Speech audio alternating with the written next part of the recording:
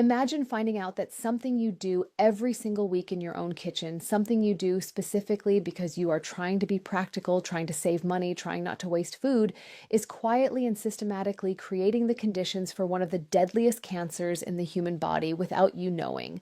Does that sound extreme? Unfortunately, it is not. There is a habit that hundreds of millions of people repeat every week without a second thought: reheating leftovers. And the truth about what happens inside four very specific foods the second time heat touches them is something that most people will go their entire lives without ever being told. In the next few minutes, I am going to show you exactly which four foods are the most dangerous to reheat, what they are chemically turning into inside your body when you press that button, and why that transformation connects directly to one of the cancers with the lowest survival rates in all of modern medicine: pancreatic cancer. I am Dr. Favor Adiemo, and I am going to tell you something today that I believe every single person who cooks at home deserves to know. Because I have sat across from too many patients who received a devastating diagnosis and looked at me and asked, "Why did nobody warn me about this sooner?" I am done staying quiet. Now, here is what you need to understand before we begin. Your pancreas never warns you. It does not hurt when it is being damaged. It does not swell. It does not send you a signal while the damage is quietly accumulating over years and decades of repeated chemical insults. By the time a patient experiences the first symptom of pancreatic cancer, the back pain, the jaundice, the unexplained weight loss, the disease has typically been developing for years. And the 5-year survival rate for pancreatic cancer sits at around 12%. 12%. That is not a disease that gives you a second chance once it announces itself. It is a disease where prevention is not just the best strategy, it is the only strategy that consistently works. And some of what feeds that prevention is sitting in your refrigerator right now, waiting to be reheated for tomorrow's lunch. Before I walk you through the four foods, I need to explain what is actually happening at the chemical level when food is reheated. Because without that foundation, this will sound like fear-mongering rather than the biochemistry it actually is. When certain foods are cooked the first time, natural chemical reactions occur. Proteins interact with sugars and heat. Nitrogen-containing compounds interact with available amino acids. Fats begin to oxidize. In most cases, the compounds produced by first-time cooking are present in amounts the body can manage, process, and eliminate. But reheating changes the equation fundamentally. The second time heat is applied, several things happen simultaneously. First, whatever protective antioxidant compounds were present in the original food are further degraded or destroyed. The biological buffers that would have partially neutralized harmful compounds are gone. Second, the chemical reactions that produced small amounts of carcinogenic compounds during first cooking are accelerated again, but this time without those buffers. Third, bacterial activity that occurred during cooling and storage has already begun converting certain compounds, particularly nitrates in vegetables, into more reactive and more dangerous intermediate forms. Heat then drives those intermediates forward into carcinogens. The specific class of compounds we are most concerned about from a cancer research standpoint are N-nitroso compounds, also called nitrosamines and heterocyclic amines. Both have been classified by the International Agency for Research on Cancer as probable human carcinogens. Animal studies have provided strong evidence for the carcinogenicity of N-nitroso compounds on multiple organs, specifically including the pancreas. Research published in peer-reviewed journals has identified dietary N-nitroso compounds as one of the pathways through which repeated exposure contributes to pancreatic cancer risk. This is not speculative. This is documented in the scientific literature, and it connects directly to the foods I am about to name. Food 1, processed meat, specifically reheated processed meat. This is the one that most people think they understand and actually do not. Hot dogs, sausages, bacon, ham, deli cuts, canned meat, any meat that has been cured, smoked, preserved, or processed using nitrates and nitrites as a preservative. These foods already contain a meaningful concentration of N-nitroso compounds simply from the way they are manufactured.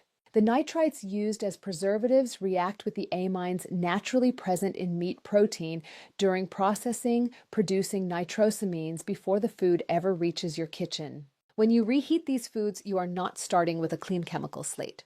You are applying heat to a food that already contains documented carcinogens, and heat accelerates nitrosamine formation. The higher the temperature and the longer the exposure, the more the reaction compounds. Frying or microwaving processed meat at high heat produces a meaningfully higher concentration of nitrosamines than the original food contained. Research examining this specific mechanism, dietary N-nitroso compounds and pancreatic cancer risk, found that high dietary intake of these compounds was associated with elevated pancreatic cancer risk. Studies examining red and processed meat consumption have proposed several mechanisms linking them to pancreatic cancer, with heterocyclic amines, polycyclic aromatic hydrocarbons, and N-nitroso compounds produced by cooking at high temperatures identified as key mutagens. The practical truth is this: processed meats contain their own built-in carcinogenic precursors. Cooking them once is already a chemical event. Reheating them at high temperatures is adding accelerant to a reaction that should never have been encouraged in the first place. If you are going to eat these foods, and I am not telling you to never eat them once. Fresh, prepared once, and never microwave them on high. Food 2, spinach and other nitrate-rich leafy greens. This one surprises people the most.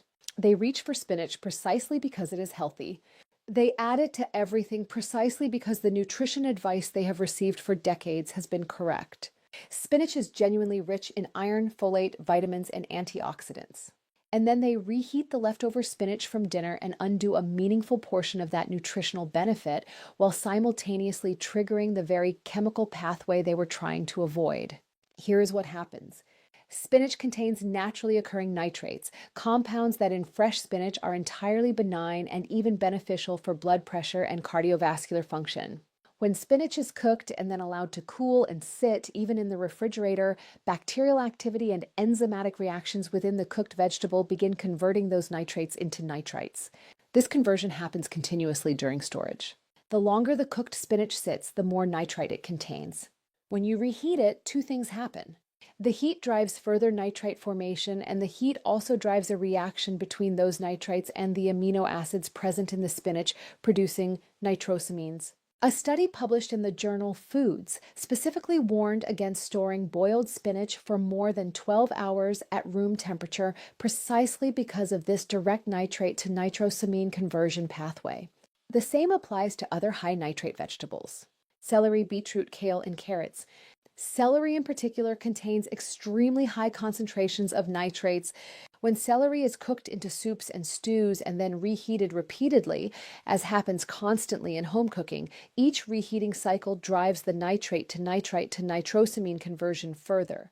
The World Health Organization's International Agency for Research on Cancer confirmed that nitrosamines in food are established carcinogens linked to gastrointestinal and pancreatic cancers. The irony is precise. The vegetable you are reheating specifically because it is healthy is chemically transforming into something that works against the very protection it was supposed to provide. The safest approach is straightforward. Cook spinach and leafy greens fresh in the quantity you will eat immediately.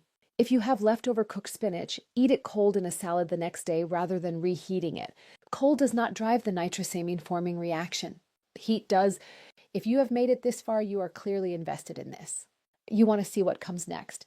But most viewers enjoy this content and scroll away without subscribing, and then they miss everything that follows. If this video means something to you, if knowing these 4 foods changes how you cook this week, tap subscribe.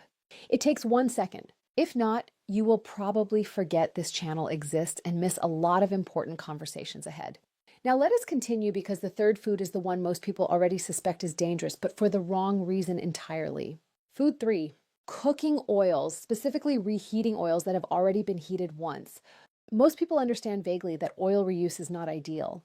What most people do not understand is the specific chemistry of why and how that chemistry connects to cancer risk. When a cooking oil, particularly a polyunsaturated oil like sunflower, corn, soybean, or canola, is heated to cooking temperature, a process called lipid peroxidation begins.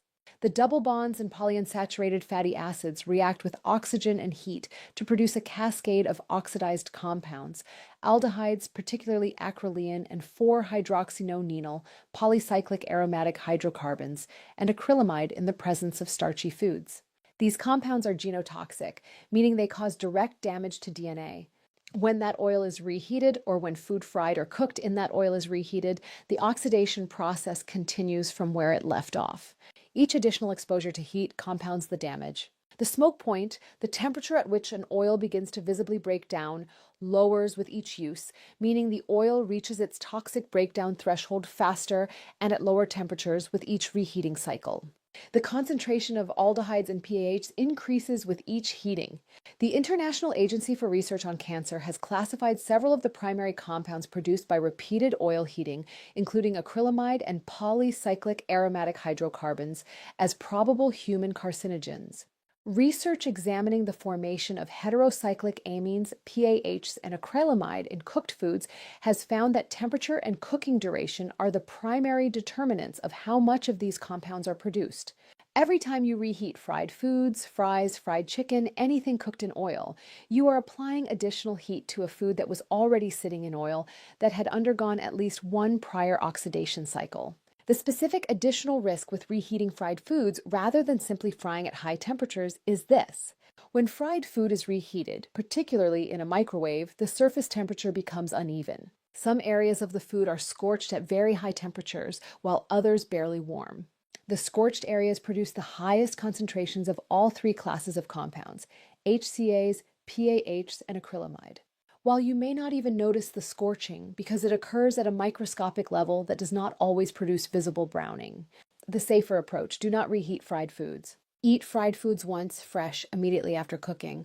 If you must reheat, use an oven at a moderate temperature that warms the food evenly rather than scorching surface areas, and never reuse frying oil. Discard it after one use. Food 4, rice.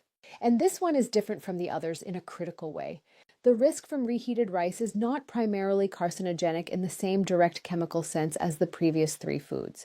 The risk is a bacterial toxin that is heat resistant, meaning reheating does not destroy it, and that has documented connections to intestinal inflammation, which is itself a known risk factor for gastrointestinal cancers over long-term repeated exposure.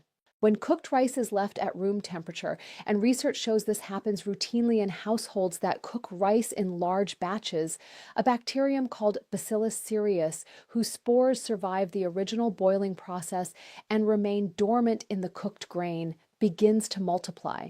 This bacterium produces two types of toxins. One causes vomiting within hours. The second causes diarrhea and is produced specifically during the storage phase rather than after reheating. The critical point that most people do not know is this. When you reheat the rice, you kill the bacteria, but the toxins they have already produced are heat stable and heat resistant. They survive full microwave reheating. They survive stovetop reheating. The bacteria are gone. The toxins remain in the food. In the short term, those toxins cause nausea, vomiting, abdominal cramping, and diarrhea. Unpleasant, but survivable. In the long term, and this is the connection most people never hear, repeated low-level exposure to bacterial toxins from improperly stored and reheated rice contributes to chronic intestinal inflammation. Chronic inflammation of the gastrointestinal tract is one of the most extensively documented pathways to gastrointestinal cancers. Every time the intestinal lining is irritated by heat-resistant bacterial toxins, the inflammatory response leaves microscopic damage. Over years and decades of weekly exposure, that accumulated damage creates the cellular environment in which cancer can develop. This is not hypothetical. The connection between chronic intestinal inflammation and gastrointestinal cancers is one of the most replicated findings in cancer epidemiology. The protocol for rice is specific and simple. After cooking, cool rice quickly within 1 hour and refrigerate it. The rapid cooling prevents the temperature from staying in the bacterial growth range long enough for significant toxin production. Store refrigerated for no more than 24 hours. When reheating, reheat once only. Ensure it reaches steaming hot temperature throughout, not just warm in the center, and never reheat rice a second time. Cook rice in smaller quantities so there is less left over. If you routinely cook rice in large batches to save time, change that habit. The time saved is not worth the cumulative risk of weekly bacterial toxin exposure across decades. Let me bring this together because I want you leaving this video with a clear, specific picture. Not anxiety, but information. 4 foods, 4 distinct mechanisms, 1 unifying principle. Reheated processed meats produce nitrosamines, N-nitroso compounds that research has specifically linked to pancreatic cancer development, and that the IARC classifies as probable human carcinogens. Reheated spinach in nitrate-rich leafy greens convert their naturally occurring nitrates into nitrites and then into nitrosamines through a heat-driven reaction that is completely preventable by simply eating them cold or cooking them fresh. Reheated cooking oils in fried foods produce an accumulating load of aldehydes, polycyclic aromatic hydrocarbons, and acrylamide, genotoxic compounds that damage DNA directly, with each additional heating cycle compounding the previous one. And improperly stored and reheated rice delivers heat-stable bacterial toxins that survive the microwave and accumulate as chronic intestinal inflammation over years of repeated exposure. Gasps. None of this requires you to change your entire diet. None of this requires you to stop enjoying food. It requires 4 specific habit changes. Never reheat processed meats at high temperature. Eat cooked spinach and leafy greens cold the following day rather than reheating them. Discard used cooking oil and never reheat fried foods. Cool rice quickly, refrigerate within 1 hour, and reheat once only to steaming hot temperature. That is the practical summary. Those 4 changes applied consistently to your weekly kitchen habits meaningfully reduce your exposure to the specific class of compounds that researchers and oncologists connect to the cancers with the lowest survival rates. Now tell me something in the comments. Which of these 4 foods surprised you the most?